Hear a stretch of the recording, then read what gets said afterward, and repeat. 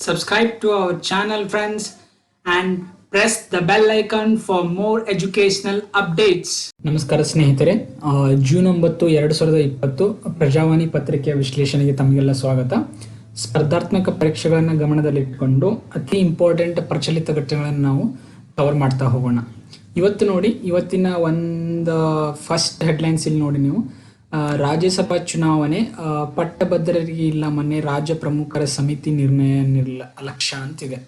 So this is actually a political news. ಅಂದರೆ B J ಪಿಯಲ್ಲಿ ಯಾರಿಗೆ ಟಿಕೆಟ್ ಸಿಕ್ತು ಅನ್ನೋ ಒಂದು ಇದು ಕೊಟ್ಟಿದೆ. ಬಟ್ ಇಲ್ಲಿ ನಿಮಗೆ ಏನು ಇಂಪಾರ್ಟೆಂಟ್ ಗೊತ್ತಿರಬೇಕಂದ್ರೆ ರಾಜ್ಯಸಭೆ ಬಗ್ಗೆ ಗೊತ್ತಿರಬೇಕು. ಏನಪ್ಪ ಅಂತಂದರೆ ರಾಜ್ಯಸಭೆ ಮೆಂಬರ್ಸ್ ಎಷ್ಟಿರ್ತಾರೆ, ಅದೇ ರೀತಿಯಾಗಿ ರಾಜ್ಯಸಭೆಯ ಅಧ್ಯಕ್ಷರು ಯಾರು, ಯಾವ ರೀತಿ ರಾಜ್ಯಸಭೆ ಅಧ್ಯಕ್ಷನ ಯಾವ ರೀತಿ ಆಯ್ಕೆ ಮಾಡ್ತಾರೆ ಅನ್ನೋದು ಗೊತ್ತಿರಬೇಕು. ರಾಜ್ಯಸಭೆ ಮೆಂಬರ್ಸ್ನ ಯಾವ ರೀತಿ ಆಯ್ಕೆ ಮಾಡ್ತಾರೆ ಅನ್ನೋದು ಗೊತ್ತಿರಬೇಕು. ಸೊ ಒಂದು ಸ್ವಲ್ಪ ರಾಜ್ಯಸಭೆ ಬಗ್ಗೆ ನಾವು ಇಲ್ಲಿ ತಿಳ್ಕೊಳ್ಳೋಣ. ನೋಡಿ ಸ್ನೇಹಿತರೆ, ಇದು ರಾಜ್ಯಸಭೆ ಬಂದ್ಬಿಟ್ಟು ಏನಪ್ಪಾ ಅಂದರೆ ರಾಜ್ಯಸಭೆ ಕನ್ಸಿಸ್ಟ್ ಆಫ್ ಎಷ್ಟು ಜನ ಮೆಂಬರ್ಸ್ ಇರ್ತಾರೆ ಅಂತ ನಿಮ್ಗೆ ಅಕಸ್ಮಾತ್ ಪ್ರಶ್ನೆ ಕೇಳಿದ್ರೆ ಟೋಟಲ್ 250 ಮೆಂಬರ್ಸ್ ಇರುತ್ತೆ. ಹೌದಾ, 250 ಮೆಂಬರ್ಸು. ಅದರಲ್ಲಿ ಅಂದರೆ total strength maximum strength Rajya Sabha ಎಷ್ಟು ಇರಬೇಕಂದ್ರೆ 250 ಇರಬೇಕು. ಆಯಿತಾ, ಈಗ ಪ್ರೆಸೆಂಟ್ ಆಗಿ ನಮ್ಮ ರಾಜ್ಯಸಭಾ ಸ್ಟ್ರೆಂತು 245 ಇದೆ. ಅದರಲ್ಲಿ 12 ಜನ ಮೆಂಬರ್ಸ್ ಬಂದ್ಬಿಟ್ಟು ಅವ್ರನ್ನ ನಾಮಿನೇಟ್ ಯಾರು ಮಾಡ್ತಾರೆ, ರಾಷ್ಟ್ರಪತಿಯವರು ನಾಮಿನೇಟ್ ಮಾಡ್ತಾರೆ. 12 ಜನ ಮೆಂಬರ್ಸ್ನ ರಾಷ್ಟ್ರಪತಿಯವರು ನಾಮಿನೇಟ್ ಮಾಡ್ತಾರೆ, ಅಂದರೆ ನೇಮಕ ಮಾಡ್ತಾರೆ. ಸೊ ಅವರು ಎದರಲ್ಲಿ ಒಂದಿಷ್ಟು ಸ್ಪೆಷಲ್ ನಾಲೆಜಲ್ಲಿ ಇರ್ತಕ್ಕಂಥ 12 ಜನ ಮೆಂಬರ್ಸ್ ನೇಮಕ ಮಾಡ್ತಾರೆ. ಯಾವ್ಯಾವ ವಿಷಯದಲ್ಲಿ ಅವರು ಸ್ಪೆಷಾಲಜಿ ಹೊಂದಿರಬೇಕಂದ್ರೆ literature, science, art and social service. ನೆನಪಿಟ್ಕೊಳ್ಳಿ, literature, science, art and social ಸರ್ವಿಸಲ್ಲಿ ನಾಲೆಜ್ ಮತ್ತು ಅಥವಾ ಪ್ರಾಕ್ಟಿಕಲ್ ಎಕ್ಸ್ಪೀರಿಯನ್ಸ್ ಹೊಂದಂಥ 12 ಜನಗಳನ್ನು ಪ್ರೆಸಿಡೆಂಟ್ ಅವರು ನೇಮಕ ಮಾಡ್ತಾರೆ. ಉಳಿದಂಥ ಇನ್ನು 238 ಪ್ರತಿನಿಧಿಗಳು ಏನಿರ್ತಾರಲ್ಲ ಅವರು ಸ್ಟೇಟ್ಸ್ ಮತ್ತು ಯೂನಿಯನ್ ಕೇಂದ್ರಾಡಳಿತ ಪ್ರದೇಶ ರಿಪ್ರೆಸೆಂಟೇಟಿವ್ ಆಗಿರ್ತಾರೆ. ಅವ್ರನ್ನೂ ಇಲೆಕ್ಷನ್ ಮೂಲಕ ಇಲೆಕ್ಟ್ ಮಾಡಲಾಗುತ್ತೆ.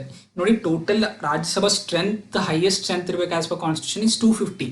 ಪ್ರೆಸೆಂಟ್ ಆಗಿ ಇರ್ತಕ್ಕಂಥ ಸ್ಟ್ರೆಂತು 245 ನೆನ್ಪಿಟ್ಟುಕೊಳ್ಳಿ. ಸೊ ಯಾವ ರೀತಿ ಮೆಂಬರ್ಸ್ನ ಇಲೆಕ್ಟ್ ಮಾಡ್ತಾರೆ? First of all Rajya Sabha elections are indirect ಆಗಿ ನಡೀತಾರೆ, ಡೈರೆಕ್ಟ್ ಇಲೆಕ್ಷನ್ ಇಲ್ಲ. ಯಾಕೆ ಇಂಡೈರೆಕ್ಟ್ ಆಗಿ? ಸೊ ಅದು ಇಂಡೈರೆಕ್ಟ್ ಅಂದರೆ ಯಾವ ರೀತಿ ಅಂದರೆ ನೋಡಿ, so members representing states are elected by elected members of legislative assembly. ನೋಡಿ, ಈಗ ಸೇ ಫಾರ್ ಎಕ್ಸಾಂಪಲ್ ನಮ್ಮ ಕರ್ನಾಟಕದಿಂದ ರಾಜ್ಯಸಭೆಗೆ ಒಂದಿಷ್ಟು ಮೆಂಬರ್ ಹೋಗ್ತಿದ್ದಾರೆ ಅಂದರೆ ಅವ್ರನ್ನ ಯಾರು ಸೆಲೆಕ್ಟ್ ಮಾಡ್ತಾರೆ ಅಂದರೆ ನಮ್ಮ ವಿಧಾನಸಭೆಯ ಚುನಾಯಿತ ಸದಸ್ಯರು. ಅದರಲ್ಲಿ ನಾಮಿನೇಟೆಡ್ ಮೆಂಬರ್ಸ್ ಇರ್ತಾರೆ ಒಂದಿಷ್ಟು ಜನ, ಅವ್ರನ್ನ ಆ್ಯಡ್ ಮಾಡೋಕ್ಕಾಗಲ್ಲ. So elected members of the legislative assembly ಅಂದರೆ ಚುನಾಯಿತ ವಿಧಾನಸಭೆಯ ಸದಸ್ಯರು ಅವರು ಅದನ್ನು ಇಲೆಕ್ಟ್ ಮಾಡ್ತಾರೆ. ಯಾವ ರೀತಿ ಮಾಡ್ತಾರೆ, ಯಾವ ಟೈಪ್ ಆಫ್ ಇಲೆಕ್ಷನ್ ಅಂತಂದರೆ in accordance with system of proportional representation by means of single transferable ವೋಟ್ನ ಯೂಸ್ ಮಾಡ್ತಾರೆ. ಅದೇ ರೀತಿಯಾಗಿ ಕೇಂದ್ರಾಡಳಿತ ಪ್ರದೇಶದ ಸದಸ್ಯರನ್ನು ಯಾವ ರೀತಿ ನೇಮಕ ಮಾಡ್ತಾರೆ ಅಂದರೆ ಸಂಸತ್ತು ಯಾವ ರೀತಿ ಒಂದು ಲಾ ಪ್ರಿಸ್ಕ್ರೈಬ್ ಮಾಡುತ್ತೆ ಅದ್ರ ಪ್ರಕಾರ ಅವ್ರನ್ನ ಇಲೆಕ್ಟ್ ಮಾಡ್ತಾರೆ. ಸಂಸತ್ತು ಒಂದು ಲಾ ಮಾಡಿರುತ್ತೆ, ಅದ್ರ ಪ್ರಕಾರ ಅವ್ರನ್ನ ಇಲೆಕ್ಟ್ ಮಾಡಲಾಗುತ್ತೆ. ನೆನಪಿಟ್ಟುಕೊಳ್ಳಿ, ರಾಜ್ಯಸಭೆಯ ಎಕ್ಸ್ ಆಫೀಷಿಯೋ ಚೇರ್ಮನ್ ಯಾರಾಗಿರ್ತಾರೆ ಅಂದರೆ ವೈಸ್ ಪ್ರೆಸಿಡೆಂಟ್, ಉಪರಾಷ್ಟ್ರಪತಿಯವರು ಅದರ ಅಧ್ಯಕ್ಷರಾಗಿರ್ತಾರೆ. ಈ ಪ್ರೆಸೆಂಟ್ ಆಗಿ ವೆಂಕಯ್ಯ ನಾಯ್ಡುಜಿ ಅವರು ನಮ್ಮ ರಾಜ್ಯಸಭೆಯ ಅಧ್ಯಕ್ಷರಾಗಿದ್ದಾರೆ, ಅಂದರೆ ಅವರು ಪ್ರೆಸೆಂಟ್ ಉಪರಾಷ್ಟ್ರಪತಿಯವರು ಆಗಿದ್ದಾರೆ ಸ್ನೇಹಿತರೆ. ಸೊ ಇದಿಷ್ಟು ರಾಜ್ಯಸಭೆ. ಸೊ ನಿಮಗೆ ಇಲ್ಲಿ ನ್ಯೂಸ್ ಪೇಪರಲ್ಲಿ ಏನು ಬಂದಿತ್ತಪ್ಪ ಅಂತಂದರೆ ರಾಜ್ಯಸಭೆ ಬಗ್ಗೆ ಕೇಳಿದ್ದಾರೆ. ಸೊ ರಾಜ್ಯಸಭೆ ಇಲೆಕ್ಷನ್ ಹಂಗೆ ಮೆನ್ಷನ್ ಮಾಡಿದ್ದಾರೆ. So you should know that Rajyasabha election ಯಾವ ರೀತಿ ಕಂಡಕ್ಟ್ ಮಾಡ್ತಾರೆ, ಸೊ ಯಾವ ರೀತಿ ಮೆಂಬರ್ಸ್ನ ಇಲೆಕ್ಟ್ ಮಾಡ್ತಾರೆ ಅನ್ನೋದು ನಿಮಗೆ ಗೊತ್ತಿರಬೇಕು. ಸೊ ಮುಂದೆ ನೋಡಿ, ಇಲ್ಲಿ ಇನ್ನೊಂದು ಏನು ಬಂದಿದೆ ಅಂದರೆ SBI ಬಡ್ಡಿ ದರ ಇಳಿಕೆ ಅಂತ ಬಂದಿದೆ. ಆಯಿತಾ, ಒಂದು ಹಾಗೆ ಟಾಪಿಕ್. ಸೊ ಇದರಲ್ಲಿ ಹಾಗೆ ನೀವು if you glance just like that ಅಲ್ಲೊಂದು ಏನು ಹೇಳಿದಾರಪ್ಪ ಅಂತಂದರೆ RBI ರೀಸೆಂಟಾಗಿ ಒಂದು ರೆಪೋ ರೇಟ್ನ ಕಡಿಮೆ ಮಾಡಿತ್ತು ಅನ್ನೋದು ಕೂಡ ಮೆನ್ಷನ್ ಮಾಡಿದ್ದಾರೆ. ಸೊ ನಿಮಗೆ ಏನು ಗೊತ್ತಿರಬೇಕಪ್ಪ ಅಂತಂದರೆ ಈ ರೆಪೋ ರೇಟ್ ಅನ್ನೋ ಒಂದು ವಿಷಯ ಬಂತಂದರೆ ಸೊ ಅದನ್ನು ಯಾರು ಮ್ಯಾನೇಜ್ ಮಾಡ್ತಾರೆ ಅಥವಾ ರೆಪೋ ರೇಟನ್ನು ಯಾರು ನಿರ್ಧಾರ ಮಾಡ್ತಾರೆ ಅಂತ ಅಕಸ್ಮಾತ್ ಕೇಳಿದ್ರೆ ನಿಮಗೆ ಅದು RBI ಅಂತ ನಿಮಗೆ ಗೊತ್ತಿರಬೇಕು. RBI ಗವರ್ನರ್ಸ್ ಯಾರಿರ್ತಾರೆ ಅಂತ ಹೇಳಿ ಕರೆಂಟ್ ಅಫೇರ್ಸ್ ನಿಮಗೆ ಟಚಲ್ಲಿ ಇರಬೇಕು. ಈ ಪ್ರೆಸೆಂಟ್ ಆಗಿ ಶಕ್ತಿಕಾಂತ್ ದಾಸ್ ಅವರು ಪ್ರೆಸೆಂಟ್ RBI ಗವರ್ನರ್ ಇದ್ದಾರೆ, ಇದು ನಿಮಗೆ ಗೊತ್ತಿರಬೇಕು ಸ್ನೇಹಿತರೆ. ಮುಂದೆ ನೋಡಿ ಕರೆಂಟ್ ಅಫೇರ್ಸ್ ತುಂಬ ಇರುತ್ತೆ, ಪ್ರಚಲಿತ ಘಟನೆಗಳು, ಸಮಾಜಕ್ಕೆ ಇದಾಗ್ತಕ್ಕಂಥ ಎಲ್ಲ ಕರೆಂಟ್ ಅಫೇರ್ಸ್ ಅನ್ನು ಕೊಟ್ಟಿರ್ತಾರೆ. ನಾವು ಓನ್ಲಿ ಎಕ್ಸಾಮ್ ಪರ್ಸ್ಪೆಕ್ಟಿವ್ ಬರ್ಬೋದಂತ ಇಂಪಾರ್ಟೆಂಟ್ ನ್ಯೂಸ್ನ ನಿಮಗೆ ಹೇಳ್ತಾ ಹೋಗ್ತೇವೆ. ಮುಂದೆ ನೋಡಿ, ಇಲ್ಲೊಂದು ನೋಡಿ, ಪೌರ ಕಾರ್ಮಿಕರಿಗಾಗಿ ಸುವಿಧಾ ಕೊಠಡಿ. ಫಸ್ಟ್ ಆಫ್ ಆಲ್ ಒಂದು ನೀವು ನೆನಪಿಟ್ಟುಕೊಳ್ಳಿ, ಯಾವುದೇ ದೇಶದ ಆರ್ಥಿಕ ಸ್ಥಿತಿ ಎಸ್ಪೆಷಲಿ ನಮ್ಮ ಭಾರತ ದೇಶದ ಆರ್ಥಿಕದ ಒಂದು ಬೆನ್ನೆಲುಬು ಅಂತ ನಾವೇನು ಹೇಳೋಕೆ ಹೋಗ್ತೇವೆ, ಅದು ಎದರಿಂದ ಅಂತಪ್ಪ ಅಂತಂದರೆ ಒಂದು ರೈತರಿಂದ, ಎರಡನೇದಾಗಿ ಕಾರ್ಮಿಕರಿಂದ. ಇದೆರಡು ವರ್ಗಗಳು ಅಕಸ್ಮಾತ್ ನಾವು ಏನೂ ಮಾಡಲ್ಲ ಅಂತ ಕೈ ಬಿಟ್ಟರೆ ನಮ್ಮ ಎಂಟೈರ್ ಆರ್ಥಿಕ ಸ್ಥಿತಿ ಕೊಲ್ಯಾಪ್ಸ್ ಆಗೋ ಚಾನ್ಸಸ್ ಇರುತ್ತೆ. ಯಾಕಂದರೆ ಇವರೇ ಬೆನ್ನಲ್ವು ನಮ್ಮ ದೇಶಕ್ಕೆ ಆಹಾರ ಎಲ್ಲ 130 ಕೋಟಿ ಜನಸಂಖ್ಯೆ ಆಹಾರ ಇವತ್ತು ಮುಟ್ತೈತೆ ಅಂದರೆ ದಟ್ಸ್ ಬಿಕಾಸ್ ಆಫ್ ಫಾರ್ಮರ್ಸ್. ಅದೇ ರೀತಿಯಾಗಿ ನಾವು ಕಟ್ಟಡಗಳು, ಇನ್ಫ್ರಾಸ್ಟ್ರಕ್ಚರು, ರೋಡ್ಸ್, ಎವ್ರಿಥಿಂಗ್ ನಾವು ಬಿಲ್ಡ್ ಮಾಡ್ತಾ ಇದ್ರೆ ಅಂದರೆ ಕಾರ್ಮಿಕರಿಂದ. ಸೊ ಅದೇ ರೀತಿಯಾಗಿ ಇಲ್ಲೊಂದು ಏನು ಬಂದಿದೆ ಅಂದರೆ ಬೆಂಗಳೂರಿನಲ್ಲಿ ಕೆಲಸ ಮಾಡ್ತಕ್ಕಂಥ ಪೌರ ಕಾರ್ಮಿಕರಿಗೆ ಸುವಿಧಾ ಕೊಠಡಿ. ಈ ಸುವಿಧಾ ಕೊಠಡಿ ಎದಕ್ಕಾಗಿ ಮಾಡ್ತಿದ್ದಾರೆ ಅಂದರೆ ಈ ಪೌರ ಕಾರ್ಮಿಕರು ದಿನಪೂರ್ತಿ ಕೆಲಸ ಮಾಡೋದ್ರಿಂದ, ಅವರು ದಣಿಯೋದ್ರಿಂದ ಅವರಿಗೆ ವಿಶ್ರಾಂತಿ ಸ್ಥಳಕ್ಕಾಗಿ ಒಂದು ಸುವಿಧಾ ಕೊಠಡಿಯನ್ನು ನಿರ್ಮಾಣ ಮಾಡ್ತಿದ್ದಾರೆ. ಸೊ ಈ ವ್ಯವಸ್ಥೆಯನ್ನು ನಮ್ಮ ಕರ್ನಾಟಕ ಗೌರ್ಮೆಂಟು ತರ್ತಾ ಇದೆ. ಮುಂದೆ ನೋಡಿ ಸ್ನೇಹಿತರೆ,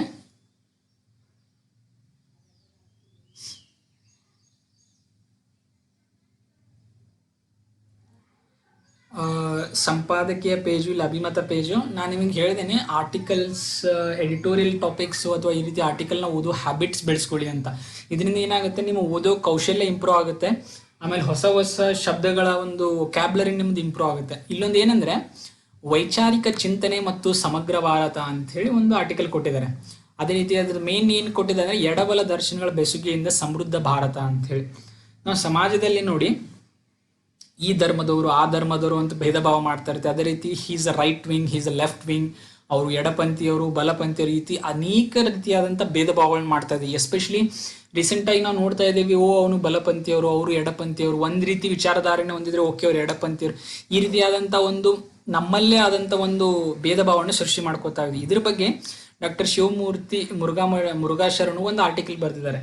ನಾವು ಎಡಪಂಥಿ ಬಲಪಂಥೀಯ ನಮ್ಮೊಳಗೆ ನಮ್ಮ ದೇಶದಲ್ಲಿ ನಾವು ಜಗಾಡ್ಕೊತ ಇದ್ರೆ ಅದು ಯಾವ ರೀತಿ ನಮ್ಮ ದೇಶಕ್ಕೆ ಮಾರಕವಾಗಲಿದೆ ಅಂತ ಹೇಳಿ ಒಂದು ಚೆನ್ನಾಗಿ ಆರ್ಟಿಕಲ್ ಬರೆದಿದ್ದಾರೆ.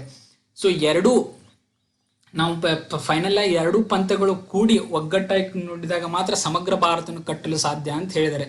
ಸೊ ಲಾಸ್ಟ್ನೇಕ್ ಒಂದು ಇದಿದೆ ಲೈನು, ಇದನ್ನು ನೀವು ಬೇರೆ ಎಲ್ಲ ಕಡೆ ಯೂಸ್ ಮಾಡ್ಬೋದು. ಏನಂದ್ರೆ ಎಡಗೈ ಮತ್ತು ಬಲಗೈ ಎರಡೂ ಒಗ್ಗೂಡಿಸಿದಾಗ ಮಾತ್ರ ಸಮಗ್ರ ಭಾರತ, ಸಮೃದ್ಧ ಭಾರತ. ಎರಡೂ ವಿಭಜನೆಗೊಂಡರೆ ಅಪೂರ್ಣ ಭಾರತ. ಅದಂದ್ರೆ ಯಾವುದೇ ನಮ್ಮ ವಿಚಾರದಲ್ಲಿ ಇದ್ರೆ ನಾವೆಲ್ಲರೂ ಒಗ್ಗಟ್ಟಾಗಿದ್ದರೆ ಮಾತ್ರ ನಮ್ಮ ದೇಶವನ್ನು ಕಟ್ಟಲು ಸಾಧ್ಯ, ಅಥವಾ ನಮ್ಮಲ್ಲಿಯೇ ಭಿನ್ನಾಭಿಪ್ರಾಯ ಇದ್ದಲ್ಲಿ ಅದು ಕಷ್ಟ ಅಂತ ಹೇಳಿದ್ದಾರೆ.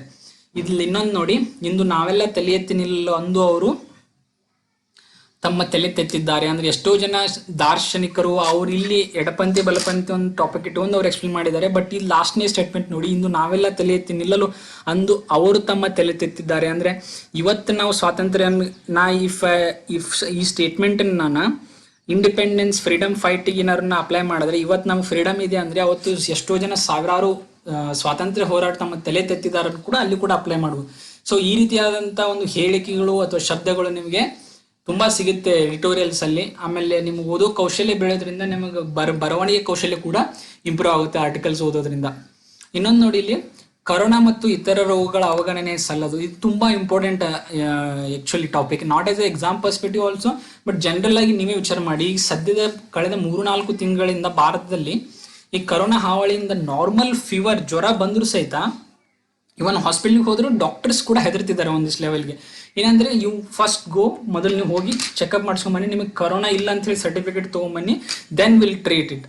ಸೊ ಅದೇ ರೀತಿ ಸೇ ಫಾರ್ ಎಕ್ಸಾಂಪಲ್ ಈಗ ಒಬ್ಬರು ಏಜ್ಡ್ ಪರ್ಸನ್ ಅವ್ರಿಗೆ ನಾರ್ಮಲ್ ಫೀವರ್ ಬಂದಿದ್ರೆ, ಸೊ ಅವ್ರಿಗೆ ರೋಗ ನಿರೋಧಕ ಶಕ್ತಿ ಕಂಪೇರಿಟಿವ್ಲಿ ಕಡಿಮೆ ಇರುತ್ತೆ ಏಜ್ ಆದವ್ರಿಗಿದ್ರೆ. ಸೊ ಅವ್ರಿಗೆ ಈ ಕರೋನಾ ಟೆಸ್ಟ್ ಮಾಡ್ಕೊಂಡ್ ಬಂದಿದ್ರೆ ಇದಂತ ಕಳಿಸೋದ್ರಿಂದ ಏನಾಗುತ್ತೆ ಅಂದ್ರೆ ನಾರ್ಮಲ್ ಫೀವರ್ ಇಂದನೇ ಕೂಡ ಅವರಿಗೆ ಪ್ರಾಣಕ್ಕೆ ಕುತ್ತಾಗುವಂತ ತೊಂದರೆಗಳಾಗೋ ಚಾನ್ಸಸ್ ಕೂಡ ಇರುತ್ತೆ ಅಂತಾನೆ ಹೇಳ್ಬೋದು. ಅಂದ್ರೆ ಇದ್ರಲ್ಲಿ ಏನಾಗ್ತಾ ಇದೆ, ಕರೋನಾ ಸೋಂಕಿನ ಹೆದರಿಕೆಯಿಂದ ಇತರೆ ರೋಗಗಳನ್ನ ನಿರ್ಲಕ್ಷ್ಯ ಮಾಡಬಾರ್ದು, ಅದಕ್ಕೂ ಕೂಡ ಸರಿಯಾದ ಒಂದು ವ್ಯವಸ್ಥೆಯನ್ನ ಕಲ್ಪಿಸಿ ಕೊಡಬೇಕನ್ನೋ ಒಂದು ನಿಟ್ಟಿನಲ್ಲಿ ಒಂದು ಚಿಕ್ಕ ಆರ್ಟಿಕಲ್ ಬರೆದಿದ್ದಾರೆ ಸ್ನೇಹಿತರೆ. ಮುಂದೆ ನೋಡಿ, ಇದು ಕಳೆದ ಒಂದಿಷ್ಟು ದಿನಗಳಿಂದ ನಡೀತಾ ಇದೆ. ಏನಂದ್ರೆ ಆನ್ಲೈನ್ ಶಿಕ್ಷಣ, ಆನ್ಲೈನ್ ಎಜುಕೇಶನ್ ಯಾವ ರೀತಿ ಅಂತ. ಸೊ ಈ ಆನ್ಲೈನ್ ಶಿಕ್ಷಣದಿಂದ ಅದರ ಸಾಧಕ ಬಾಧಕಗಳನ್ನ ನೋಡಿ ನಾವು ಜಾರಿಗೆ ತರಬೇಕು. ಯಾಕಂದ್ರೆ ನೋಡಿ, ಗ್ರಾಮೀಣ ಭಾಗದಲ್ಲಿ 8,000 10,000 ಕೊಟ್ಟು ಒಂದು ಸ್ಮಾರ್ಟ್ ಫೋನ್ ತಗೋದೇ ಕಷ್ಟ ಆಗಿರುತ್ತೆ. ಇಫ್ ಎಟ್ ಆಲ್ ಸಮ್ಮೋ ಬೇರೆಯವರು ಅವ್ರು ಅಫೋರ್ಡ್ ಮಾಡಿ ತಗೊಂಡ್ರು ಕೂಡ ಅದಕ್ಕೆ ರೆಗ್ಯುಲರ್ ಆಗಿ ನಾವು ಇಂಟರ್ನೆಟ್ ರಿಚಾರ್ಜ್ ಮಾಡ್ತಾ ಹೋಗ್ಬೇಕು. ಸೊ ಅದೇ ರೀತಿಯಾಗಿ ಮನೆಯಲ್ಲಿ 3-4 ಮಕ್ಕಳಿದ್ರೆ ಅದಕ್ಕೆ ಸರಿಯಾಗಿ ಟೈಮ್ ಆಗಿ ಮತ್ತೊಂದು ಫೋನ್ ತಗೋದು, ಈ ರೀತಿ ತುಂಬಾ ಕಷ್ಟಗಳಿರುತ್ತೆ. ನಾವು ಯಾವುದೇ ಒಂದು ಪದ್ಧತಿಯನ್ನು ಜಾರಿಗೆ ತರೋಕ್ಕಿಂತ ಮುಂಚೆ ಅದು ಎಲ್ಲರನ್ನೂ ಮುಟ್ಟುತ್ತಾ, ಮುಖ್ಯವಾಗಿ ಯಾರ ಸಮಾಜದಿಂದ ಸೌಕರ್ಯಗಳಿಂದ ಯಾರು ಜಾಸ್ತಿ ವಂಚಿತರಾಗಿದ್ದಾರಲ್ಲ ಅವ್ರಿಗೆ ಮೊದಲು ಮುಟ್ಟುತ್ತಾ ಅನ್ನೋದು ವಿಚಾರ ಮಾಡ್ಬೇಕು ನೀವು. ಯಾಕಂದ್ರೆ ಅವ್ರಿಗೆ ಮುಟ್ಲಿಲ್ಲ ಅಂದ್ರೆ ಫಸ್ಟ್ ಹೋಗ್ಬೇಕಾಗಿರೋದು ಎಲ್ಲ ಸವಲತ್ತುಗಳು ಅವ್ರನ್ನ ಆಧರಿಸಿ ನಾವು ಸ್ಕೀಮ್ಗಳನ್ನ ರೆಡಿ ಮಾಡಬೇಕು.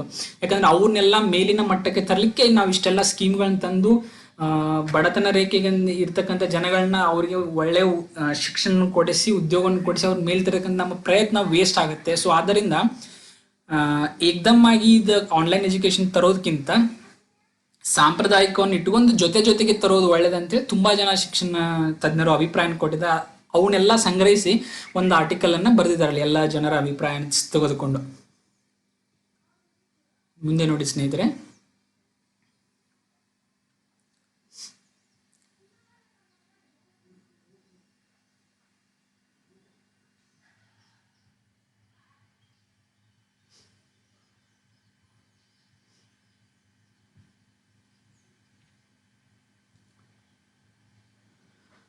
ಇಲ್ಲೊಂದು ನೋಡಿ, IAF ನಿಂದ ಇಂಡಿಯನ್ ಏರ್ ಫೋರ್ಸ್ ಅಂತ ನಾವೇನು ಹೇಳ್ತೀವಿ, ಇಂಡಿಯನ್ ಏರ್ ಫೋರ್ಸ್ ಇಂದ ಅರ್ಪಿತ್ ವ್ಯವಸ್ಥೆ ಅಂತ ಇದೆ.